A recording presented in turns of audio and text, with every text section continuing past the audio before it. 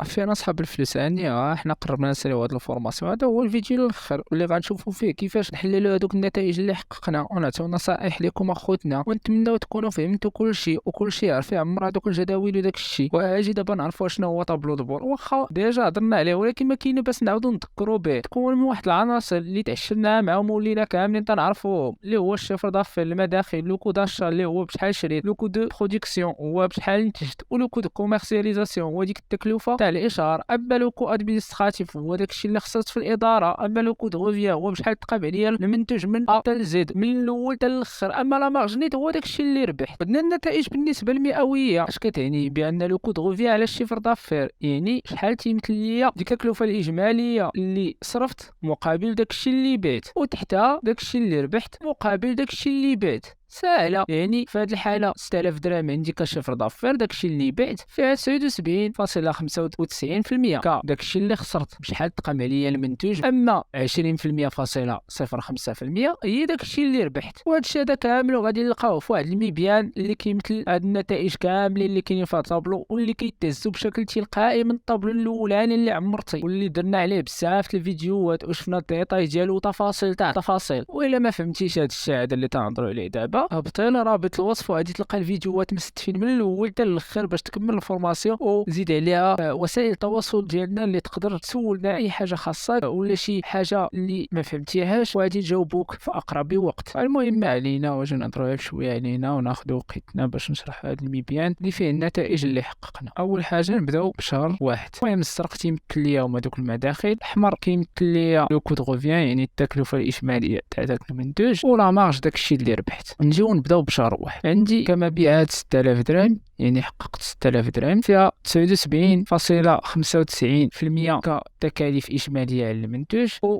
20.05% كربح من هذاك المبيعات اللي حققت. نجيو غادي نلقاو هنايا بأن لا مارج نت اللي هو الربح هو 1202.84. كبداية نعتبر بأن يلاه بدينا هذا المشروع، النتيجة اللي عطانا في هذا الشهر هذا مزيان. علاش؟ حيت تكون يلاه بادي في المارشي، يلاه دخلتي لواحد المشروع باقي ما عرفتيش بزاف تاع الحوايج عليه، سي نورمال غادي تحقق واحد النتيجة اللي هابطة. علاش؟ حيت غادي تكون تتقدم مثلا بكمية قليلة، ولا الفورنيسور اللي كتعامل معاه تيبيع لك بثمن طالع شويه. نجيو لشهر جوج، غادي تبان لينا التكلفه ديال التكلفه الاجماليه هبطات، على عكس الربح طلع. في هذه الحاله غادي نجيو نضربوا طليله على العناصر اللي تيتحكموا في هذا الشيء هذا. حيت باش دير واحد التحليل ضروري ما خصك تكون فاهم هاد العناصر، عرفتي كل حاجه عليهم صغيره وكبيره والتفاصيل ديالهم. نجيو مثلا هنا علاش طلع لنا الربح، غادي نجي نقول لك لو كو داشا يعني المشتريات مقارنه بداك الشهر وهذا الشهر تيبانوا عادي، زاد الشيفر دافير، زاد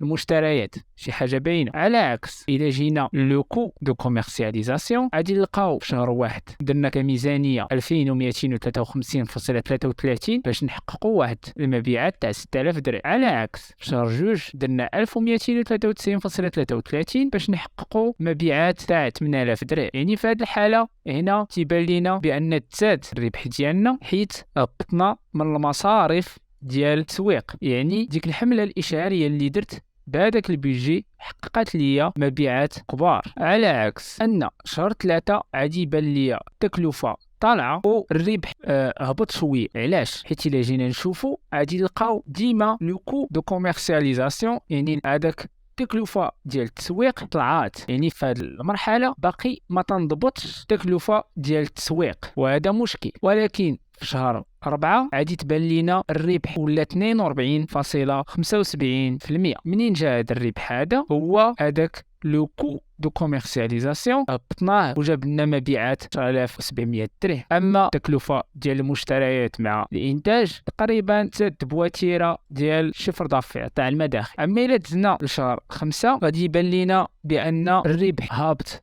بزاف. مناش المشكل؟ من غلاء في هذاك الشيء اللي كتشري. علاش؟ حيت لو كو دو كوميرسياليزاسيون خليناه في 2130 ودار خدمته وطلع ليا من المبيعات، على عكس انه تكلفه ديال المشتريات طالعه بزاف وتكلفه الانتاج حتى هي طالعه بزاف. يعني في هذه الحاله خلات هذوك التكاليف الاجماليه يكونوا 68.26%، على عكس الربح ديالي يكون هي 31.74 مقارنة بالشهر اللي فات. ندوزو لشهر 6، حققنا فيه كمبيعات 7700 درهم، فيها 56.57% كتكلفة إجمالية ديال داك المنتوج، وبقات ليا 43.43% كربح ديالي. في هذه الحالة تيبان لينا بأن المبيعات هابطين ولكن الربح كاين. في هذه الحالة نقدر نقول بأنه كاقتراح، حيت هذا تيبقى على حسب انت والمشروع ديالك انت والمنتوج ديالك. انا غادي نقول في هذه الحالة مثلا عندي واحد المنتوج اللي داكشي اللي كنشري باش نقادو تيهبط الثمن ديالو في شهر 6، يعني هذاك الخشب ولا داك الحديد ولا ديك القهوة ولا كتهبط الثمن ديالها، ديك الماتيغ بروميير، ديك المادة الأولية كتهبط الثمن ديالها في شهر 6، وانا تنبيع بنفس الثمن اللي كنت تنبيع به في شهر 5 و4. في هذه الحالة تيخلي الربح ديالي يطلع واخا دوك المبيعات هابطين. اما في شهر 7 عندنا الشيفر دافير هابط، ولو كو داشا يعني المشتريات حتى هما هابطين، وعندنا تكلفة التسويق حتى هي هابطة. هادشي اللي تيعني بان نقدروا نقولوا بان دوك الاثمنه اللي كانوا هابطين عاودوا طلعوا، رجعنا كنشريو بداكشي اللي كنا تنشريو، ولكن حيت المبيعات ديالنا هابطين داكشي علاش كان الربح ديالنا هابط. نجيو للمبيان ديالنا، غادي يبان لينا بان في شهر 7 و 6 نقدروا نسميوهم هما لابيس سيزون، هي ديك البلاصه فين تكون المبيعات ديالك قلال، يعني المنتوج ديالك معليش اقبال في هاد الفتره تاع 6 و 7. على عكس 8 كيبدا شويه يطلع. الا جينا نشوفوا هنا 8 كنلقاو 41.40% ديال الربح، يعني دخلتي واحد الشيفر دافير اللي مهم 11700 درهم وحققتي منها 41.40% ديال الربح، وهبطات التكلفة الإجمالية ديال المنتوج. أما إلا جينا نشوفو شهر 9 غادي نلقاو بحال قلتي نفس النتائج اللي حققتي في شهر 8، يعني طلعوا المبيعات، طلع معاهم تكلفة المشتريات، طلع معاهم تكلفة الإنتاج، وعطاوك نفس النتائج تاع الشهر اللي فات. أما في شهر 10 غادي تلقى طلعت تكلفة الإنتاج مع نقص من 10 و 9، يعني هنا نقدروا نقولوا وليتي كتشري بزاف من عند هذاك الفورنيسور، هبط لك شوية الثمن ولا كيعطيك الرميز، ولا لقيتي فورنيسور اخر اللي ناقص على هذاك، ولا كاين بزاف د الحالات. ما نقدروش نطبقوا حاله وحده على جميع المشاريع، تيبقى على حسب انت والمشروع ديالك. ولا جينا للمبيان غادي يبان لينا بان شهر 10 وشهر 11 هما لاهوت سيزون، يعني فين تيكون عندك واحد الشيفر دافير اللي طالع. اما المتوسط ديالك نقدروا نقولوا هو